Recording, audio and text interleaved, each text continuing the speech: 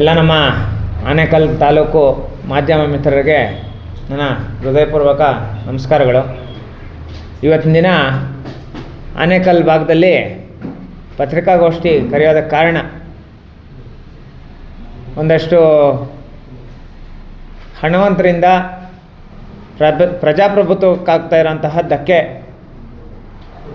ಇದನ್ನು ಖಂಡಿಸಿ ಈ ಒಂದು ಪತ್ರಿಕಾಗೋಷ್ಠಿ ಕರೆದಿದ್ದೀವಿ. ಯಾವ್ಯಾವ ಥರ ಪ್ರಜಾಪ್ರಭುತ್ವಕ್ಕೆ ತೊಂದರೆ ಮಾಡ್ತಾಯಿದ್ದಾರೆ, ಯಾವ್ಯಾವ ಥರ ಕಾನೂನನ್ನು ದುರುಪಯೋಗ ಮಾಡ್ಕೊತಾ ಇದ್ದಾರೆ, ಈ ವಿಚಾರಗಳನ್ನೆಲ್ಲ ಮಾಧ್ಯಮ ಮಿತ್ರರ ಮುಖಾಂತರ ತಿಳಿಸಿ ಮುಂದಿನ ಹೋರಾಟಗಳನ್ನ ಮಾಡೋದಕ್ಕೆ ಒಂದು ಪತ್ರಿಕಾಗೋಷ್ಠಿ ಕರೀತಾ ಇದ್ದೀವಿ. ಈ ಒಂದು ಪತ್ರಿಕಾಗೋಷ್ಠಿಗೆ ಮುಖ್ಯವಾಗಿ ನಮ್ಮ ಅಂಬೇಡ್ಕರ್ ಸೇವಾ ಸಮಿತಿ ಕರ್ನಾಟಕ ಸಂಘಟನೆಯ ಜಿಲ್ಲಾ ಮುಖಂಡರಾಗಿರೋಂತಹ ಕುಮಾರಣ್ಣವ್ರು ಬಂದಿದ್ದಾರೆ. ಅದೇ ರೀತಿ ನಮ್ಮ ಜಿಲ್ಲಾ ಸಂಘಟನೆ ಮುಖ್ಯಸ್ಥರಾದಂತಹ ನಮ್ಮ ಕೊಪ್ಪಗೇಟ್ ರಮೇಶ್ ಅಣ್ಣವ್ರು ಬಂದಿದ್ದಾರೆ. ಜೊತೆಗೆ ನಮ್ಮ ಸಂಘಟನೆ ಪದಾಧಿಕಾರಿಗಳಾದಂಥ ನಮ್ಮ ಸ್ವಲ್ಪತಣ್ಣವರು, ಗೋವಿಂದಣ್ಣವರು, ಮತ್ತು ದೇವರಾಜು,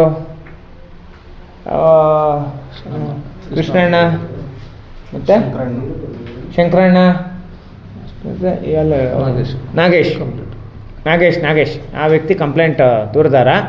ಇಷ್ಟು ಜನ ಇವತ್ತಿನ ದಿನ ನಮ್ಮ ಈ ಒಂದು ಪತ್ರಿಕಾ ಮಾಧ್ಯಮಗೋಷ್ಠಿಯಲ್ಲಿ ಕೂತ್ಕೊಂಡಿದ್ದೀವಿ ಸರ್. ಏನು ವಿಚಾರ ಅಂದರೆ,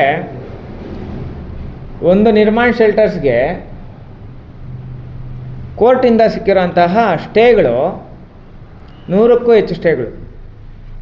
ಇದಕ್ಕೆ ಸಂಬಂಧಪಟ್ಟಂಗೆ ಮಾನ್ಯ ಸರ್ಕಾರ ಒಂದು ಸಮಿತಿನ ರಚನೆ ಮಾಡ್ತೈತಿ. ಇವರ ಅಕ್ರಮಗಳನ್ನ ಹಗರಣಗಳನ್ನೆಲ್ಲ ಬಯಲಿಗೆಳಿಬೇಕು. 1000ಕ್ಕೂ ಹೆಚ್ಚು CS ಸೈಟ್ಗಳೈತೆ.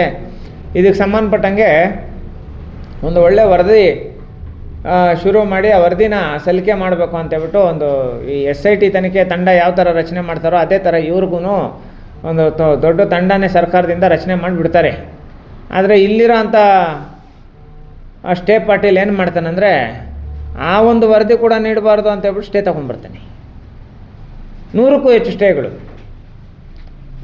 ಇದಕ್ಕೆ ಸಂಬಂಧಪಟ್ಟಂಗೆ ನಾವೇನು ಮಾಡ್ತೀವಿ, ಈಗ ಮೊದಲಿಗೆ ಅಲ್ಲೇ ಕೆಲಸ ಮಾಡ್ತಾ ಇದ್ದಂತಹ ಕಾಂತರಾಜ್ ಅನ್ನೋರಿಗೆ ತೊಂದರೆ ಆಗಿರುತ್ತೆ. ನಾನು ಮೈನ್ ಈ ಕೇಸಲ್ಲಿ ನಿರ್ಮಾಣ ಶೆಲ್ಟರ್ಸ್ ಹೋರಾಟದಲ್ಲಿ ಇನ್ವಾಲ್ವ್ ಆಗೋದ ಕಾರಣನೇ ನಮ್ಮ ಕಾಂತರಾಜ್ ಅವ್ರ ಕೇಸ್. ಅದಕ್ಕೆ ಸಂಬಂಧಪಟ್ಟಂಗೆ ನೋಡಿ, ಇದು 7ನೇ ತಿಂಗಳು 8ನೇ ತಾರೀಕು ಅಂದರೆ ಜುಲೈ 8ನೇ ತಾರೀಕು FIR ಆಗ್ತೈತಿ. FIR ಆಗಿ 3-4 ದಿನ ಆದರೂ ಆರೋಪಿಗಳನ್ನ ಅರೆಸ್ಟ್ ಮಾಡಲ್ಲ. ನಾವು ಕೇಳಿದ್ವಿ, ದಯವಿಟ್ಟು ಒಬ್ಬರನ್ನ ಆರೋಪಿನಾದರೂ ಅರೆಸ್ಟ್ ಮಾಡಿರಿ ಅಂತ ಹೇಳ್ಬಿಟ್ಟು ಕೇಳಿದ್ವಿ. ಯಾವುದೇ ಆರೋಪಿನ ಅರೆಸ್ಟ್ ಮಾಡಿರಲ್ಲ. ಅವ್ರೇನು ಮಾಡ್ತಾರೆ, ಹೈಕೋರ್ಟಲ್ಲಿ ಬೇರೆಯವನ ಹೆಸರು ತೋರಿಸ್ಬಿಟ್ಟು ಸ್ಟೇ ತೊಗೊಂಬಂದ್ಬಿಡ್ತಾರೆ. ಅಖಿಲ್ ಆದಿತ್ಯ ಅನ್ನೋ ಒಬ್ಬ ವ್ಯಕ್ತಿನ ತೋರಿಸ್ಬಿಟ್ಟು ಸ್ಟೇ ತೊಗೊಂಬರ್ತಾರೆ. ಈ FIRಗೆ ಸಂಬಂಧಪಟ್ಟಂಗೆ ನಿಮ್ಮ ಕೈ ಕೊಟ್ಟಿದ್ದೀನಿ FIR ಕಾಪಿ. ಎರಡನೇ ವಿಚಾರ, ಅಲ್ಲ ಇದೆಲ್ಲ ಧನಲಕ್ಷ್ಮಿ ಅವ್ರದ್ದು ಇನ್ನೊಂದು ಐತೆ ನೋಡಿ.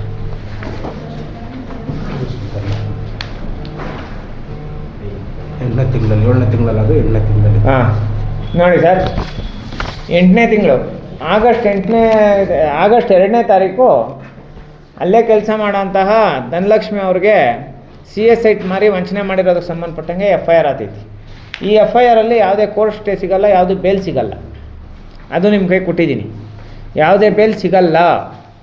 25 ದಿನ ಆರೋಪಿಗಳೆಲ್ಲ ಅಬ್ಸ್ಕ್ಯಾಂಡ್ ಆಗಿಬಿಟ್ಟಿರ್ತಾರೆ. 25 ದಿನ ಎಲ್ಲ ಆರೋಪಿಗಳು ಅಬ್ಸ್ಕ್ಯಾಂಡು. ನಾನು ಹೇಳಿದ್ದೆ, ಇದೇ ಮಾಧ್ಯಮ ಮಿತ್ರರ ಮುಖಾಂತರ ಇಲ್ಲೇ ಕೂತ್ಕೊಂಡು ಹೇಳಿದ್ದೆ, ಎಲ್ಲ ಆರೋಪಿಗಳು ಅರೆಸ್ಟ್ ಆಗಿ ಜೈಲಿಗೆ ಹೋಗ್ತಾರೆ ಅಂತ.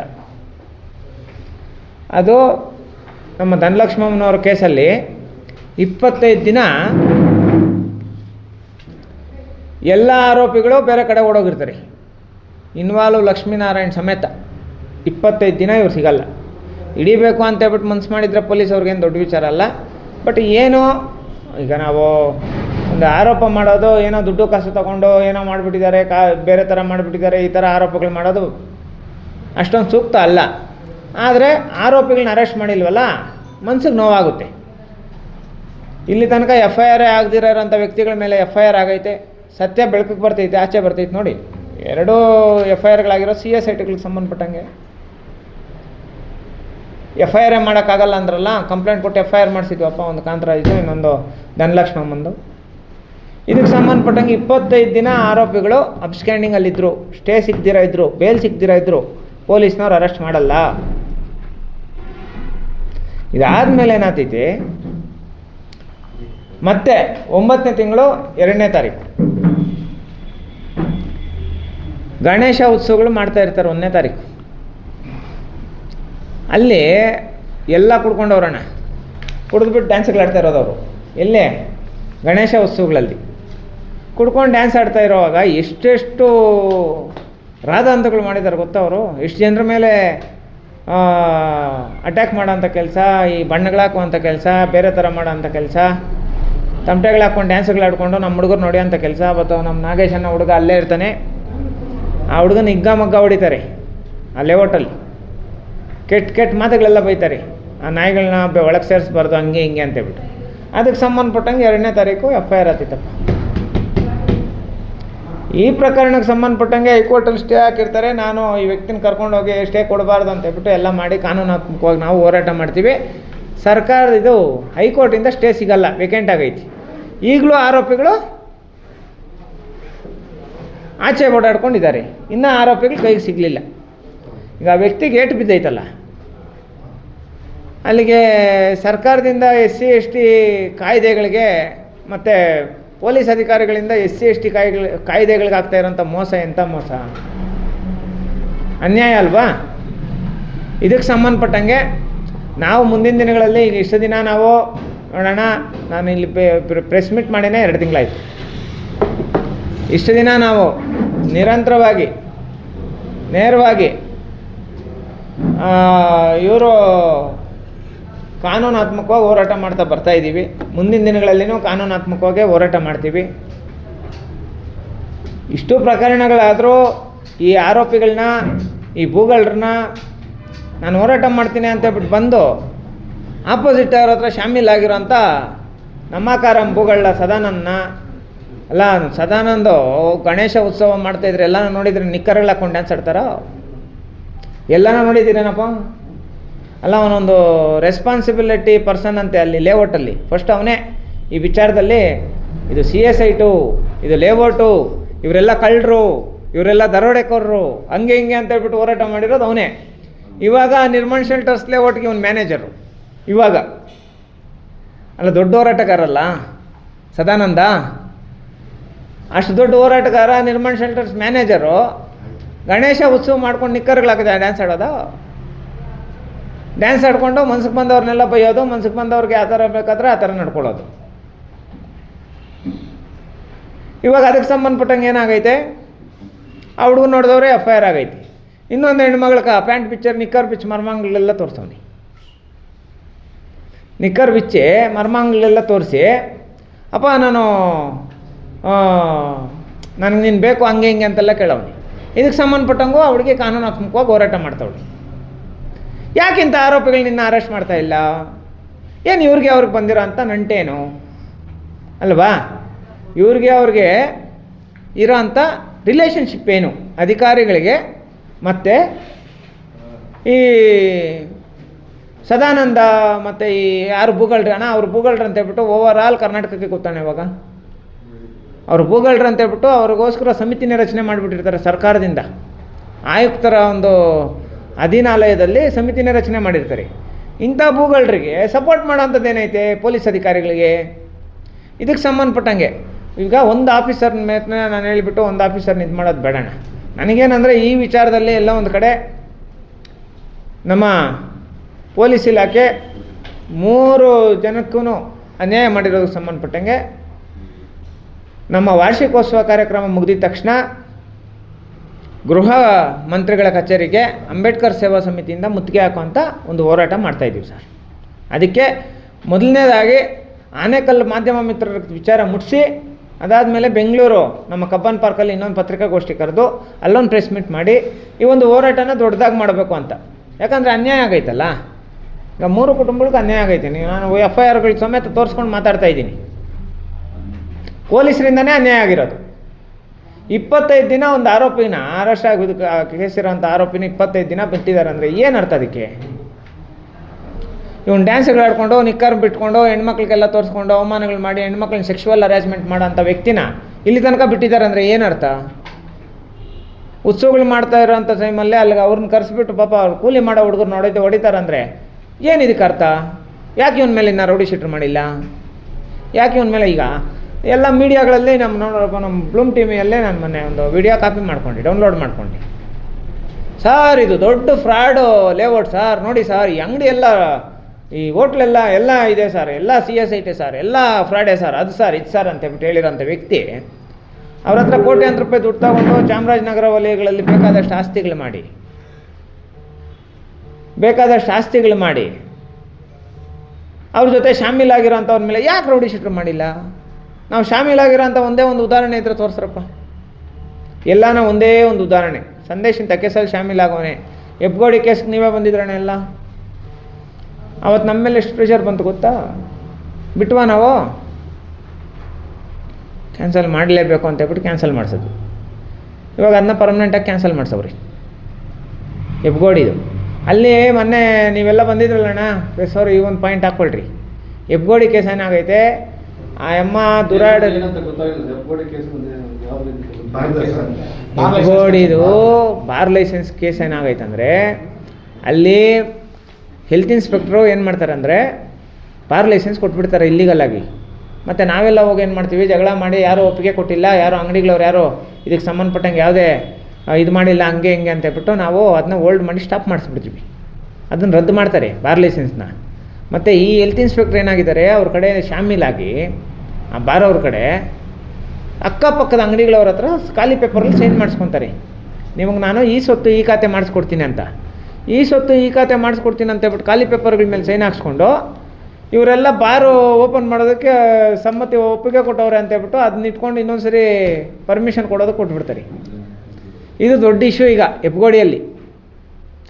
ಆ ಹೆಲ್ತ್ ಇನ್ಸ್ಪೆಕ್ಟ್ರನ್ನ ಅರೆಸ್ಟ್ ಮಾಡಬೇಕು ಅಂತ ಈ ಥರ ಎಲ್ಲ ನಡೀತೈತಿ. ಈಗ ನಾನು ಹೇಳೋದಣ್ಣ, ನಿಕ್ಕರ್ ಹಾಕ್ಕೊಂಡು ಹೆಣ್ಮಕ್ಳಿಗೆ ಅವಮಾನ ಮಾಡೋಂಥ ವ್ಯಕ್ತಿ.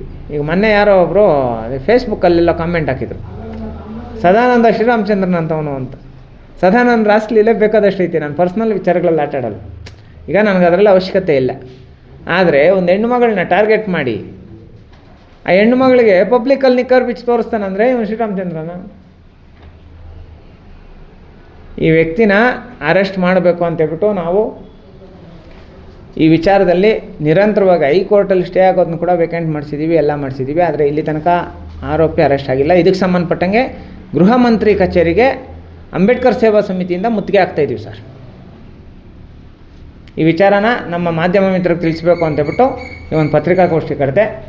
ಎಲ್ಲರೂ ಬಂದು ನಮ್ಮ ಒಂದು ಪತ್ರಿಕಾಗೋಷ್ಠಿಯಲ್ಲಿ ಭಾಗಿಯಾಗಿದ್ದಕ್ಕೆ, ನಮ್ಮ ಒಂದು ಸುದ್ದಿಯನ್ನು ಎಲ್ಲ ಕಡೆ ಕರ್ನಾಟಕ ರಾಜ್ಯಾದ್ಯಂತ ತಲುಪಿಸ್ತಾ ಇದ್ದೀರಾ.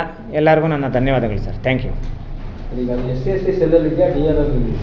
ಯಾವುದು ಅಂದರೆ ಈಗ ಅಟ್ರಾಸಿಟಿ ಪ್ರಕರಣ ಈಗ ಅಲ್ಲಿ ಸ್ಥಳೀಯ ಪೊಲೀಸ್ ಠಾಣೆಯಲ್ಲಿ ಪ್ರಕರಣ ದಾಖಲಾಗುತ್ತೆ. ಅದಾದ್ಮೇಲೆ DCRಗೆ ಇದಕ್ಕೆ ಸೆಲ್ಗೆ ಹೋಗುತ್ತೆ. ಅವ್ರ ವಿಚಾರಣೆಯನ್ನ ಮಾಡಿ ಅಟ್ರಾಸಿಟಿದು ಉಳಿದಂತೆ ಅವ್ರ ಗಮನಕ್ಕೆ ಬರುತ್ತೆ.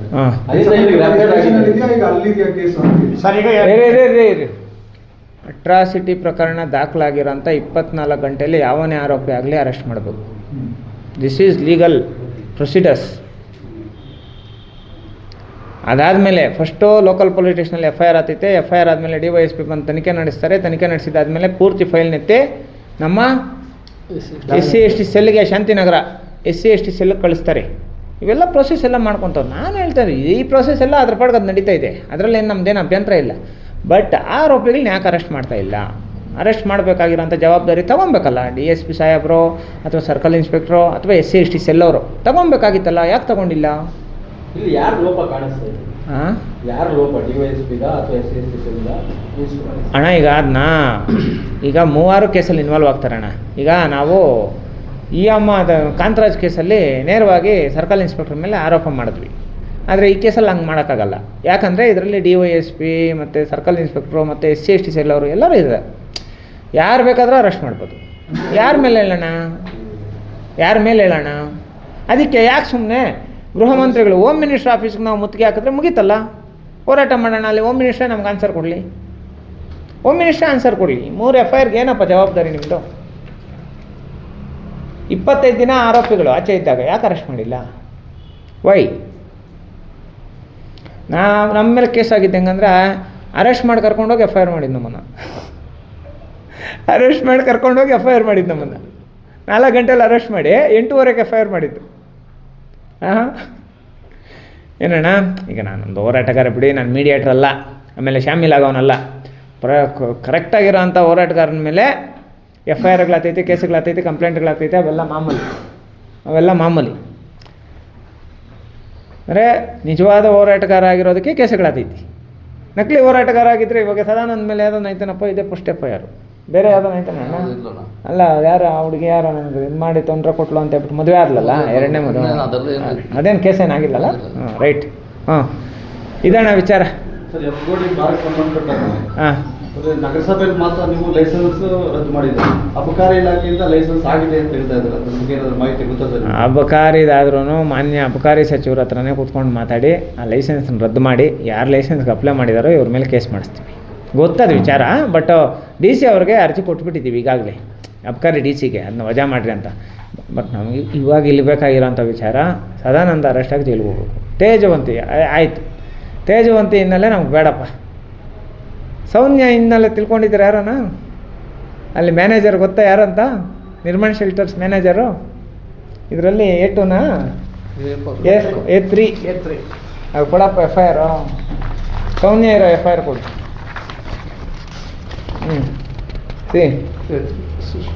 ಸಾನಿಯಾ A3 ಯಾರೋಪಿ ಗೊತ್ತಾ ನಿಮಗೆ? ಸಾನಿಯಾ ಅಂತ. ಇವಳು ಫ್ರೆಂಡು ಭಾಗ್ಯ ಅಂತ ಹೇಳ್ಬಿಟ್ಟಿರ್ತಾಳೆ. ಇವಳು ಫ್ರೆಂಡು ಅವ್ರು ನನ್ನ ಮೇಲೆ ಅಟ್ಯಾಕ್ ಮಾಡೋದಕ್ಕೆ ಪ್ರಯತ್ನ ಪಟ್ಟಿದ್ರು ಗೊತ್ತಾ? ಕೊಲೆ ಪ್ರಯತ್ನನೇ ಪಟ್ಟಿದ್ರು. ಒಂದು. ಎರಡನೇ ವಿಚಾರ ಏನಂದರೆ, ಇದಕ್ಕೆ ಮೊದಲು ಇವರು ಕಾರ್ಯ ಏನಂದರೆ ಬಾರಲ್ಲಿ ಡ್ಯಾನ್ಸ್ ಆಡೋದು. ಅವತ್ತು ನಾನು ಗಮನಿಸ್ತಾ ಇದ್ದೆ, ನಮ್ಮ ಬ್ಲೂಮ್ ಟಿ ವಿ ಅವರು ಅಣ್ಣ ಎಲ್ಲಣ್ಣ ಹಾಕಿದ್ರು ಬಾರಲ್ಲಿ, ಪಬ್ಬಲ್ ಡ್ಯಾನ್ಸರ್. ಎಲ್ಲಣ್ಣ ಎಲ್ಲಿ ಡ್ಯಾನ್ಸ್? ಪಬ್ಬಲ್ ತಾನೇ? ಹಾಂ, ಪಬ್ಬಲ್ ಡ್ಯಾನ್ಸ್ ಆಡೋ ಅಂತ ಡ್ಯಾನ್ಸರ್ ಅಂದರೆ ಅಲ್ಲಿ ಈ ವರ್ಕ್ ಅದು ಇದು ಮ್ಯಾನೇಜ್ಮೆಂಟು ಇಂಥಲ್ಲ ಮಾಡೋದು ಈ ಸಾನ್ಯ. ಪಬ್ಬಲ್ಲಿರೋರನ್ನ ಕರ್ಕೊಂಡ್ಬಂದು ನಿರ್ಮಾಣ ಶೆಲ್ಟರ್ಸಲ್ಲಿ ಬಿಟ್ಟವ್ರಪ್ಪ. ನಿರ್ಮಾಣ ಶೆಲ್ಟರ್ಸ್ಗೆ ಒಂದು ಒಳ್ಳೆಯ ಹೆಸರು ಐತಿ ಇಲ್ಲಿ ರಾಜ್ಯಾದ್ಯಂತ. ಅಂದರೆ ಆ ಲೇಔಟು ಅಂದರೆ ಏನೋ ಕ್ಲೀನಾಗೈತೆ ಅಂತ ಅದಕ್ಕೆ ಸಂಬಂಧಪಟ್ಟ ಒಂದು ಒಳ್ಳೆಯ ಹೆಸರು ಐತಿ. ಇಂಥವ್ರನ್ನ ಕರ್ಕೊಂಡು ಬಂದುಬಿಡೋದಾ?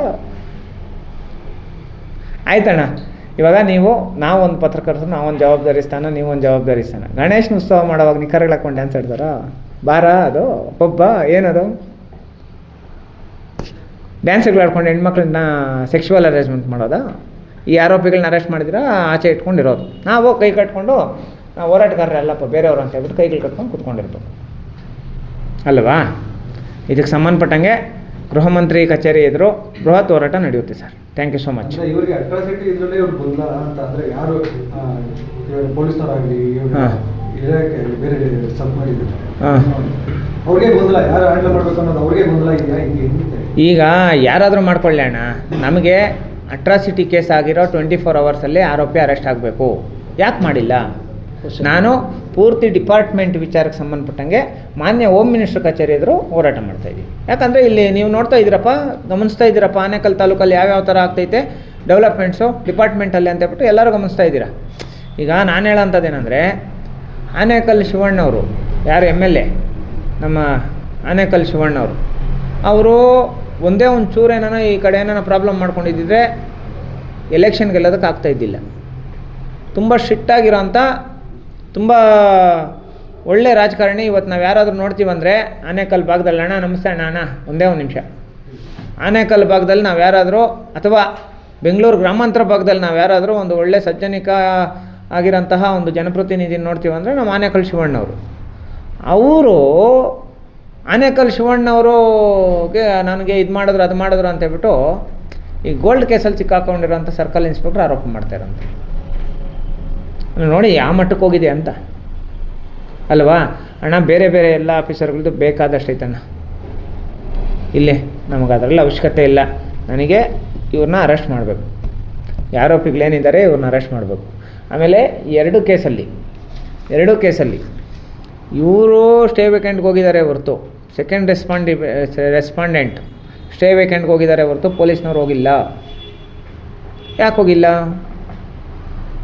ನಿನಗೆ ಅವ್ರಿಗೆ ಇನ್ನರ್ ಕಮ್ಯುನಿಕೇಷನ್ ಇಲ್ಲ ಅಂದರೆ ಏನಕ್ಕೆ ಹೋಗಿಲ್ಲ ಅಲ್ವಾ? ಒಳಗೆ ಕಮ್ಯುನಿಕೇಷನ್ಸ್ ಐತಲ್ಲಪ್ಪ ನಿಮ್ಗೆ, ಇರೋದಕ್ಕೆ ತಾನೇ ಹೋಗಿಲ್ಲ ನೀವು. ಸ್ಟೇಗೆ ಹೋಗ್ಬೇಕಾಗಿತ್ತಲ್ಲ. ಈಗ ಧನಲಕ್ಷ್ಮಿ ಅವ್ರ ಕೇಸಲ್ಲಿ SC/ST ಸೆಲ್ಲಲ್ಲೇ ಅವ್ರು ಸ್ಟೇಗೆ ವೇಕೆಂಟ್ಗೆ ಹಾಕ್ತಾಯಿದ್ದಾರೆ, ಅದನ್ನು ನಾವೇ ಹಾಕಿದ್ದೀರಿ ರೆಸ್ಪಾಂಡೆಂಟು ಅಂತ. ಮತ್ತು ಕಾಂತರಾಜ್ ಕೇಸಲ್ಲಿ ಕೂಡ ನಾವೇ ಹೈಕೋರ್ಟಲ್ಲಿ ವಕಾಲತ್ತು ಹಾಕಿದ್ದೀವಿ ಸ್ಟೇ ವೇಕೆಂಟ್ಗೆ. ಪೊಲೀಸ್ ಇಲಾಖೆ ಯಾಕೆ ಹೋಗ್ತಾ ಇಲ್ಲ? ವೈ? ಇದಣ್ಣ ಪ್ರಶ್ನೆ ನಮ್ಮದು. ಈಗ ನಾವು ಹೇಳೋಂಥದ್ದೇನೆಂದರೆ ನ್ಯಾಯಯುತವಾದಂಥ ಹೋರಾಟ ಮಾಡ್ತಾಯಿದ್ದೀವಿ, ಆರೋಪಿಗಳನ್ನ ಅರೆಸ್ಟ್ ಮಾಡಬೇಕು. ಆಮೇಲೆ ಎರಡನೇ ವಿಚಾರ, ಈ ತಿಂಗಳು 25ನೇ ತಾರೀಕೊಳಗೆ 12 ಸೈಟು ಡೆಮಾಲೇಷನ್ಗೆ ಆದೇಶ ಮಾಡ್ತಾಯಿದ್ದಾರೆ.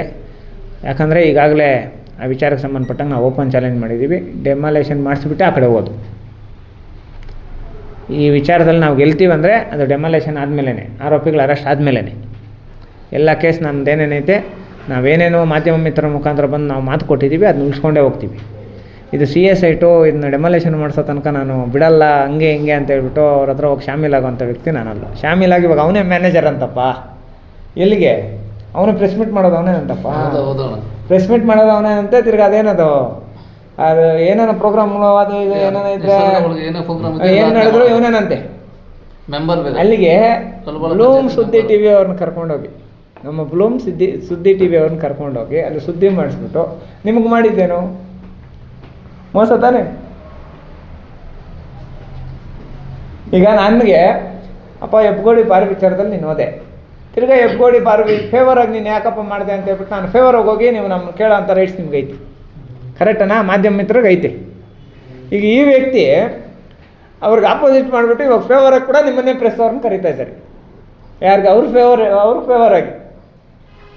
ನನಗೆ ಬಂದಿರೋಂಥ ವಿಪರ್ಯಾಸ ಏನಂದರೆ, ನೀವು ಯಾರು ಕ್ವಶನ್ ಕೇಳ್ತಾ ಇಲ್ಲ. ಎಲ್ಲಿ ಅದು ಇದು ಯಾವುದದು ಇದು ಗಣೇಶ ಉತ್ಸವ ಇದು ಮಾಡಿದಾಗ, ಡ್ಯಾನ್ಸ್ ಮಾಡಿದಾಗ ಒಬ್ಬರು ಕ್ವಶನ್ ಕೇಳಿಲ್ಲ. ಅದಕ್ಕೆ ಮೊದಲು ಕೇಳಿದ್ರು ಕ್ವಶನ್, ಇವ್ರಿಗೆ ಆನ್ಸರ್ ಮಾಡೋದಕ್ಕೆ ಬಾಯಿಗಳಿಲ್ಲ. ಕರೆಕ್ಟಾ? ಮಾತಾಡ್ತಾ ಇಲ್ಲ. ನೀವು ಮಾಡೋ ಕ್ವಶನ್ಗಳಿಗೆ ಫಸ್ಟ್ ಟೈಮ್ ಪ್ರೆಸ್ ಮೀಟ್ ಮಾಡಿದಾಗ ನೀವು ಮಾಡೋ ಕ್ವಶನ್ಗಳಿಗೆ ಆನ್ಸರೇ ಇಲ್ಲ. ಈಗ ನಾನು ಹೇಳ್ತಾ ಇರೋಂಥದ್ದು ಏನಂದರೆ, ಆರೋಪಿ ನಾವು ಲೊಕೇಶನ್ ಸಮೇತ ಕೊಡ್ತೀವಿ, ಯಾಕೆ ಅರೆಸ್ಟ್ ಮಾಡ್ತಾ ಇಲ್ಲ? ಅರೆಸ್ಟ್ ಮಾಡಿ ಪೊಲೀಸ್ ಸ್ಟೇಷನ್ಗೆ ಕರ್ಸ್ಕೊಂಡಿರೋ ಅಂಥ ವ್ಯಕ್ತಿನ ಯಾಕೆ ಬಿಟ್ಟು ಕಳಿಸಿದ್ರಿ? ಅಲ್ಲಿ ನಡೆದಿರೋ ಅಂಥ ಹಿನ್ನೆಲೆ ಏನು? ಇದೆಲ್ಲ ದೊಡ್ಡ ಹಗರಣ ಅಲ್ಲಣ್ಣ. ಇದಕ್ಕೆ ಸಂಬಂಧಪಟ್ಟಂಗೆ ನಮ್ಮ ವಾರ್ಷಿಕೋತ್ಸವ 25ನೇ ತಾರೀಕು ವಾರ್ಷಿಕೋತ್ಸವ ಐತೆ. ವಾರ್ಷಿಕೋತ್ಸವ ಮುಗಿದ ತಕ್ಷಣ ಮೊದಲನೇ ಕಾರ್ಯಕ್ರಮ ನಾವು ಮಾಡ್ತೀವಿ ಸರ್. Thank you. ನಮಸ್ತೆ.